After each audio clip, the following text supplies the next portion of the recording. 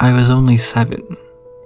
I woke up that Tuesday morning in my blue pajamas, expecting a normal day like every other day had been. Still groggy with my eyes half opened, I heard my dad call to me from downstairs. This was not something he normally did, but still, I waddled my way down the stairs, through the kitchen, and into the living room. He stood affixed to the TV, upon which there was a sight I could not understand. I turned to my father and asked the only logical question I could think of. "What movie are you watching?" It was the only way to make sense of what I was seeing. And everything changed in the moment my dad responded, "This isn't a movie.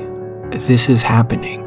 Because before me, I saw 2 giant towers with 2 gaping holes in them, endless smoke billowing out, and the words "America under attack" printed on the screen. I didn't know what this meant. When my sister and my mom joined us, the obvious question was asked. Why are the firemen not putting out the fire? After all, that is how I understood it. There was a fire.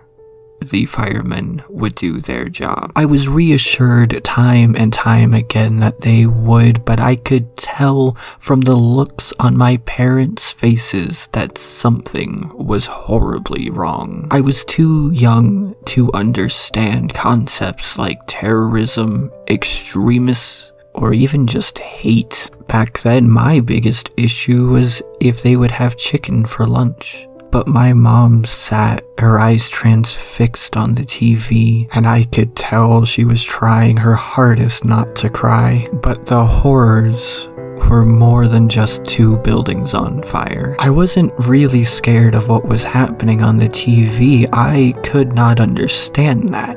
I was scared because my parents were afraid. And after everything they've been through in life, nothing scares them. But when a short time had passed and the news said that the Pentagon was hit, I remember how afraid my mom was to even tell us what that was. My sister kept asking, and eventually my mom managed to utter, it's an important building, it's an important building. Because in that moment, it went from just a horrible, horrible day to the world falling apart. And we lived almost on the entire other side of the country, but that is how much fear there was in the moment that even then, in the middle of nowhere, we felt unsafe. Now, my dad was a journalist, and so of course he was covering this as much as he possibly could. With my parents being raised in Argentina, he had an advantage and a viewpoint that many others here did not. So not only did we see what they were showing here, but we saw what they couldn't. And still, my mom mustered up the courage to get my sister and I ready for school. It was 7:58 in the morning for us. We had been watching the news for just under an hour when my mom started taking me to the garage. We didn't even get to the door when the loudest scream I've ever heard came from the kitchen. My mom and I instantly ran back, asking my sister what was wrong. She turned to the TV, and again, I couldn't understand, but my mom told me to go tell my dad. So I ran down to the basement where he had his office set up, and I went, Dad, one of the towers. And I didn't have a word for this in my young vocabulary yet. So I just went, one of the towers. It just went down. One of the towers, it just went down. And he looked at me, his eyes widened, he grabbed me, we ran back upstairs because he could not believe it either. How could anyone? This was a 110-story building, now collapsed entirely into a pile of rubble and debris. This was an iconic symbol of America that was not only destroyed, but killed countless. We ended up going to school, but we weren't there long. As the events of the day continued, they ended up sending us home quite early, in fact. And I was the first to get into my mom's car, my sister shortly thereafter, and as she closed the door, she said, "I know what those towers were called. They were called the Twin Towers."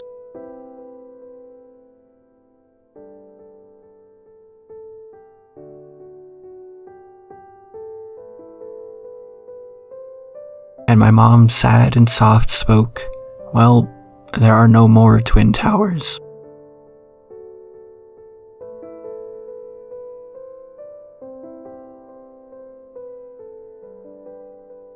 And when we got home, we saw, the other tower fell too. Everything was different then. 50,000 people worked in the Twin Towers. And after what happened that day, there wasn't really any way of knowing how many of them got out. Even though I was so young, I was starting to understand a little bit. I understood that something monumentally disastrous had just occurred. I understood that countless people were just killed. I understood that I was seeing things on my TV that I never want to see again. I saw a woman with a missing arm. I saw people jumping from the towers to save themselves from the flames and the heat. I saw the desperation, the hopelessness, and the horror of those who were there, hoping that maybe, just maybe, somehow people had survived all this. And though I did not understand just how much the world was going to change, I did understand that I had changed. What would follow in the days and years to come from me was an almost desperate attempt to understand. Matter of mere moments, the world we once lived in was now gone, and I needed to know why. So for years, I learned everything I could about this day in a hope that maybe I would learn why. After all, I think that's something that many of us wanted to know. Why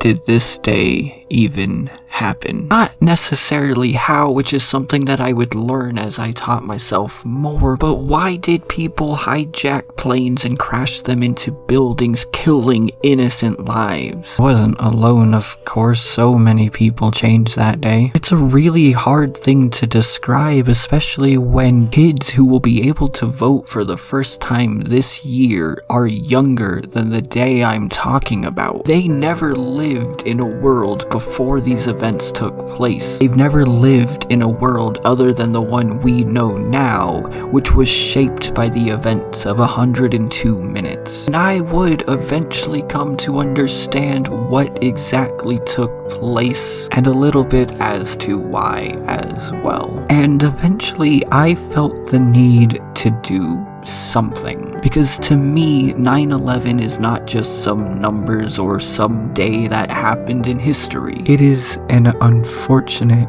very real memory. And I was only 7.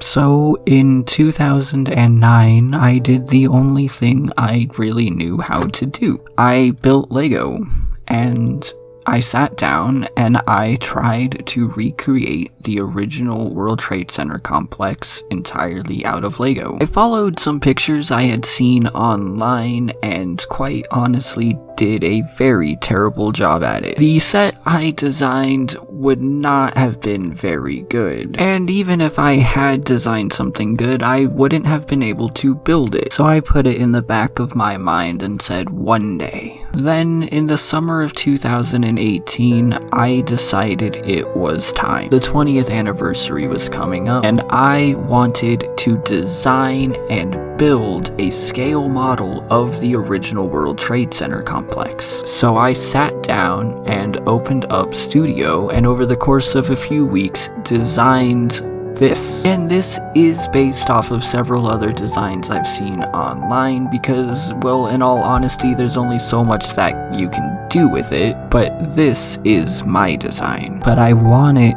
to be our build. This build is over 17,000 pieces in all, and it is designed as a modular build. The base is its own thing, as are each of the individual buildings. And I have spent a lot of time and watched way too much footage for this to be as accurate as I could possibly make it. Some things aren't quite there, and I will need your help to make them better. But that is why I am starting this story today, because today is September 11th, 2020. 1 year from today will be the 20th anniversary of those tragic events. And with your help, I would love to have this built by then. And there are a few different ways you can help make that happen. First, there are a few different areas in this build that I still need to work on and refine, and I really could use some help with that. Second, if you are willing to donate any pieces, I will have an updated parts list in the description down below. I will have, of course, excluded any and all pieces I already own. And third, of course, are the monetary donations, again with the link down below. I've set a goal that I think is reasonable to achieve everything from the price estimates I have seen on Bricklink. However, as these areas of the build get worked on and hopefully some of you donate pieces, that number obviously won't be exact. So for that reason, assuming things go well with this, I will be doing update videos over the course of the next year. Also, my friend had a wonderful idea where for anyone who donates, I will be adding your name around the base of the final set. Because here's the thing,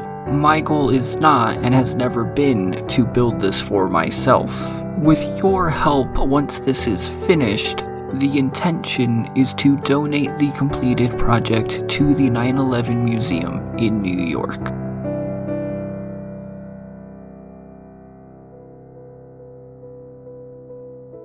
If you so desire, you can sign up for my Patreon, where a portion of every month's proceeds will go towards this project. And I really hope that you are willing to help me complete this project and help me truly find some closure. I ask of you only this one time to please share this video with your friends and family. Please.